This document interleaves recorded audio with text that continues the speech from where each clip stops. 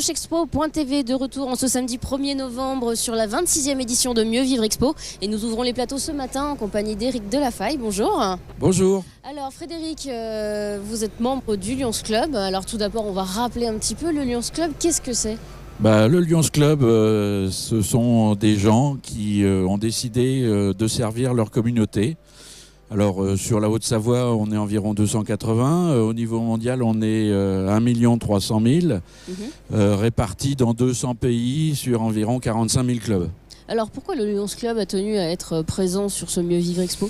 Alors il y a 3 ans, on a lancé une opération. En fait, c'est un service qui permet aux services d'urgence d'avoir accès à des informations vitales sur l'état de santé, les traitements, les allergies de la personne qui habite dans l'habitation dans laquelle ils viennent de pénétrer. Et donc, ils vont pouvoir trouver ces informations vitales dans une petite boîte. C'est pour ça qu'on l'appelle l'opération petite boîte. Dans une petite boîte qui est passée dans le frigidaire et donc qui contient ces informations critiques. Et grâce à cette petite boîte, le médecin du SAMU ou le pompier qui intervient chez cette personne va pouvoir adapter son traitement pour pouvoir traiter son patient. Alors, et donc ça va lui permettre de gagner 10, 15, 20 minutes qui, dans certains cas, peuvent être des minutes qui sont un peu vitales. Alors, les informations qu'on trouve dans cette boîte, qui est-ce qui les remplit ? Alors, dans cette boîte, on va trouver des informations qui ont été remplies par soit le médecin traitant, soit le pharmacien chez qui cette personne se rend habituellement. Et d'ailleurs, c'est le pharmacien qui va lui distribuer la petite boîte. La petite boîte qui, on le voit d'ailleurs sur le flyer que vous proposez, est gratuite. La petite boîte est absolument gratuite. Et si vous venez sur notre stand, on est dans le hall A. Et on est au stand A15, et bien on vous donnera plein d'explications sur la petite boîte et comment ça marche, et éventuellement sur d'autres choses d'ailleurs. D'accord, très bien. C'est un projet pilote, Alors, c'est un projet pilote. Alors, il faut surtout que je dise qu'on n'en est pas l'inventeur. Par contre, nous, on a trouvé l'idée vachement sympa, donc on a copié des gens qui ont démarré. Mais ce qui nous est paru vital, c'est le déploiement. Et donc, les 8 clubs de Haute-Savoie se sont mis ensemble pour organiser ce déploiement. Parce qu'il faut arriver à convaincre non pas 1, 2, 3 ou 4 pharmaciens, mais il faut convaincre tous les pharmaciens de Haute-Savoie que c'est une opération importante. Il faut informer tous les médecins. Il faut aussi s'assurer que les équipes d'intervention soient au courant de l'existence de la petite boîte, qu'elles sachent comment ça fonctionne. D'ailleurs, avec eux, on a optimisé le questionnaire pour qu'ils y retrouvent des informations qui leur étaient peut-être un petit peu plus importantes pour eux que pour un... Voilà. Donc plus pertinente, tout à fait, merci. Alors, cette petite boîte, vous l'avez dit, on la trouve en fait dans le frigidaire. Il faut que la personne... Voilà, donc l'équipe d'intervention va trouver la boîte dans le frigidaire. Quand elle rentre chez la personne pour laquelle elle vient de recevoir un appel d'urgence, elle va regarder, elle va consulter le dos de la porte d'entrée et si elle voit notre petit logo, elle sait qu'elle va trouver la boîte dans le frigidaire. Et donc, elle se précipite sur le frigidaire, elle ouvre la boîte. Et quelques secondes plus tard, elle a un bilan très précis de ce qu'il faut, en tout cas des allergies ou des traitements que suit la personne, et donc très facilement peut en déduire le traitement appliqué à cette personne. C'est un système qui est bien accueilli, que ce soit par les pharmaciens, les médecins, les personnels de secours ? Voilà, je vous entends pas très bien parce qu'il y a quelqu'un qui fait beaucoup de bruit à côté, mais je crois avoir compris la question. Donc en fait, on a toute une chaîne avec les pharmaciens qui sont le point d'entrée pour l'utilisateur. D'ailleurs, on verra que quelquefois, on a pas mal de prescripteurs, en fait. On a des utilisateurs, on a des prescripteurs, et ce sera intéressant de revenir sur le sujet. Mais donc, le pharmacien va avoir en stock un certain nombre de ces petites boîtes et donc va les distribuer. Et en fait, on s'est arrangé avec les répartiteurs pharmaceutiques, c'est-à-dire que c'est les gens qui alimentent les pharmacies tous les jours en médicaments, Donc ces répartiteurs pharmaceutiques ont des stocks de boîtes et les distribuent aux pharmaciens au fur et à mesure qu'on les leur demande. Donc globalement, les personnels de santé ont bien accueilli ce nouveau système. Super bien accueilli. Aujourd'hui, on pense avoir plus de 10 000 boîtes qui sont dans des réfrigérateurs. D'accord. On en a distribué 12 000 et on pense qu'il y en a 2 000 qui sont peut-être pas tout à fait à leur place, peut-être dans une boîte à jouets d'enfants ou des choses comme ça. Mais en règle générale, elles sont à leur place. Et donc, comme cette opération a commencé il y a 3 ans, on est maintenant dans une phase où on vérifie que ça marche bien. Donc, et les endroits où on sait que ça marche pas bien sont des endroits qui sont un petit peu isolés. Et en fait, c'est pour ça qu'on est là pendant cette opération de la foire. Donc, on a fait une grosse campagne de mailing auprès des petites communes, des petits villages.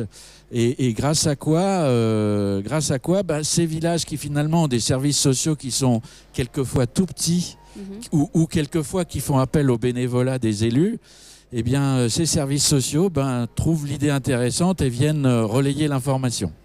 Viennent chercher de l'information et la relayer auprès de leurs clients potentiels. Alors, le Lions Club en Haute-Savoie, c'est 8 groupes, c'est ça? Alors, le Lions Club en Haute-Savoie, c'est 8 clubs, c'est 280 personnes. J'ai fait des petits calculs récemment. Sur 5 ans, on a ramassé, on a levé 1,2 million d'euros. Sur 5 ans, on a totalisé plus de 80 000 euros de bénévolat. 80 000 heures, pardon, pas euros, heures de bénévolat. 80 000, ça représente juste 8 personnes à temps plein pendant 5 ans.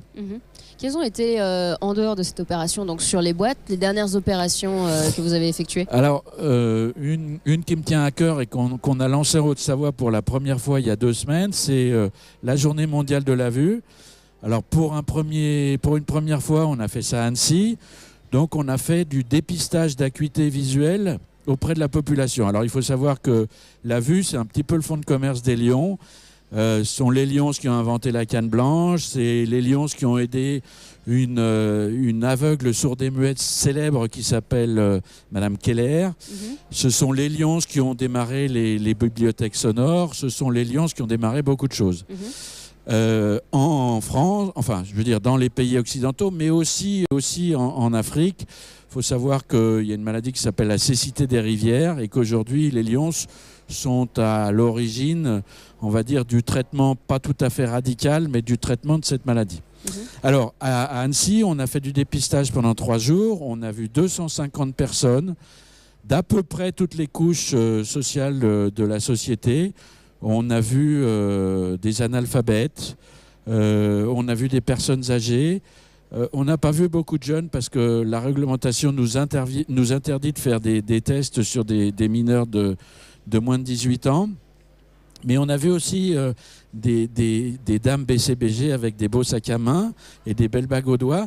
Et donc, c'était une opération qui était très sympa parce qu'en plus, les tests, n'ont pas été faits par des opticiens, ils ont été faits par des Lions qui se sont formés à faire ces tests. Ça ne demande pas des compétences très importantes, mais il faut quand même se former pour ne pas faire trop de bêtises.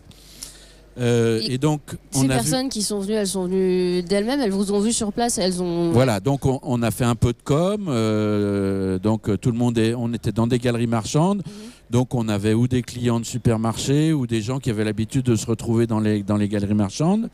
Et donc, ce qui est intéressant, c'est que sur les 250 personnes qu'on a vues, on en a envoyé 60% chez l'ophtalmo. On va dire 30% vraisemblablement pour des choses qui sont assez bénignes et qui se traitent avec une nouvelle paire de lunettes ou des choses comme ça.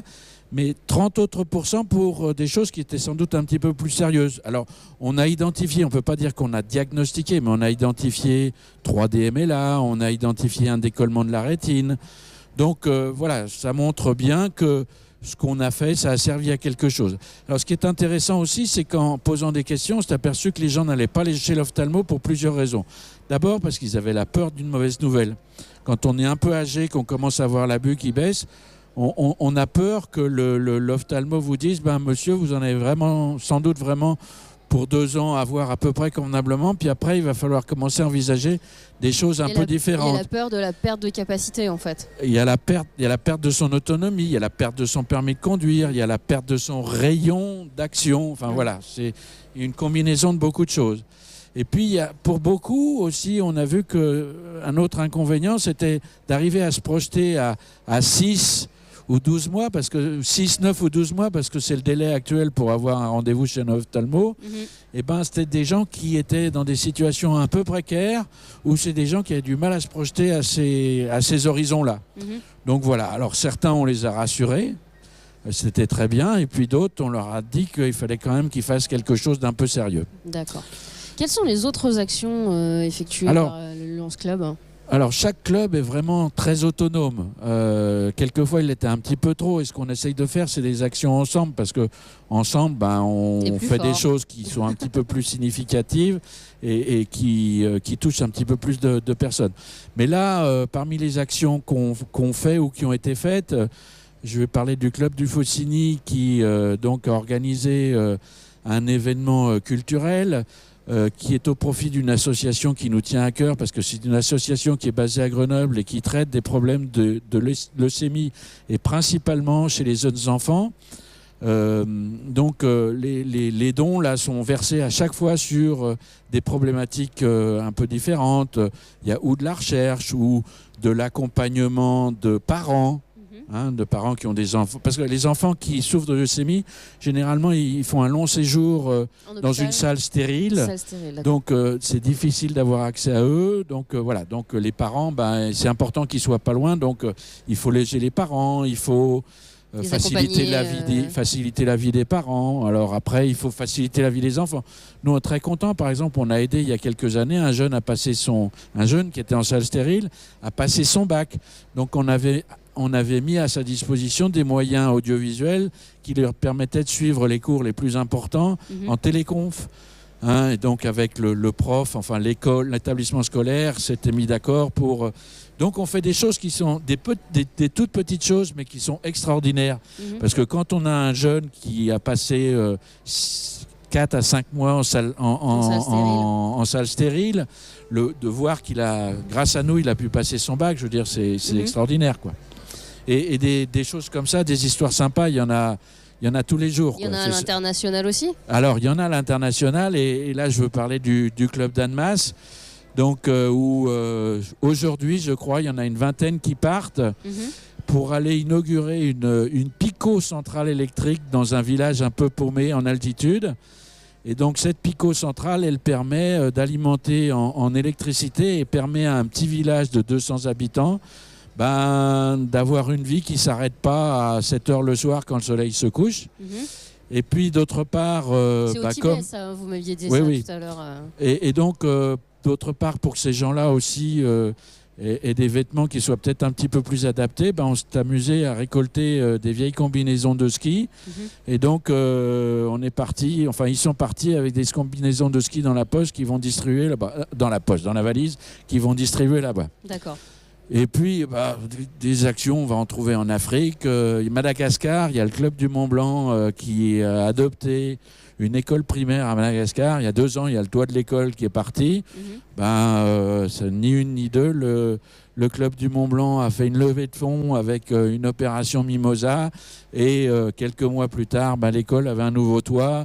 Il y a, on peut parler aussi du Club d'Annecy-Doyen qui a fourni toute une école à Madagascar avec des livres d'école, des cahiers d'écriture, des crayons, des machins.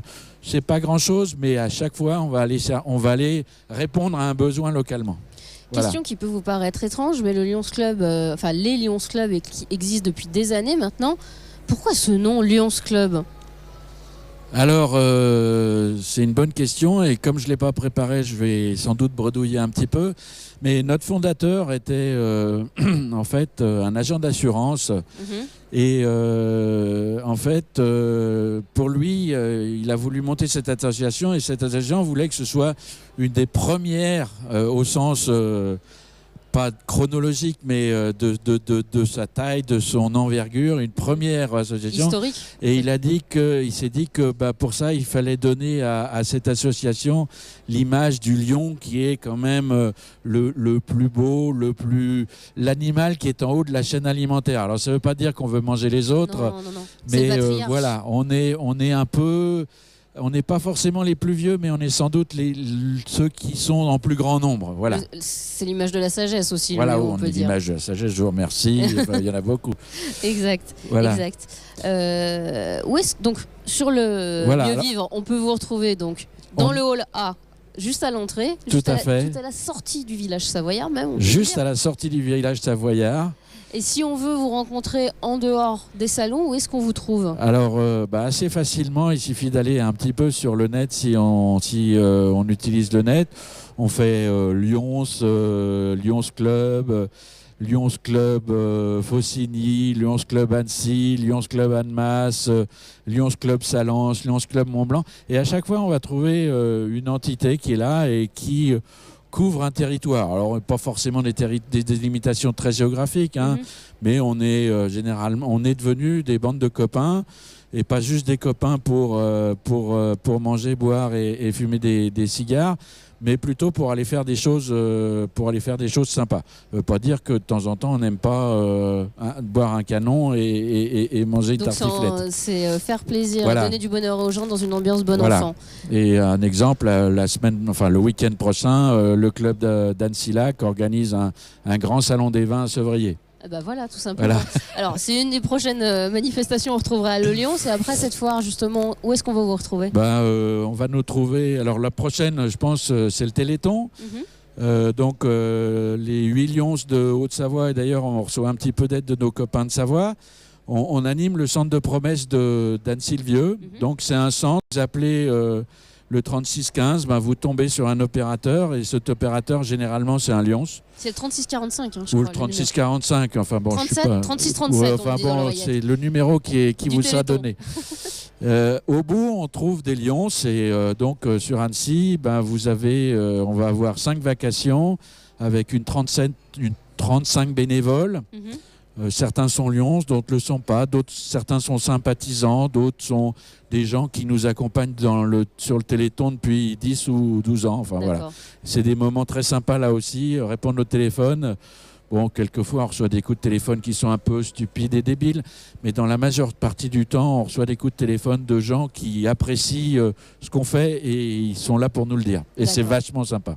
Eh bien, merci beaucoup Frédéric d'être venu sur notre plateau ce matin pour nous parler du Lyons Club.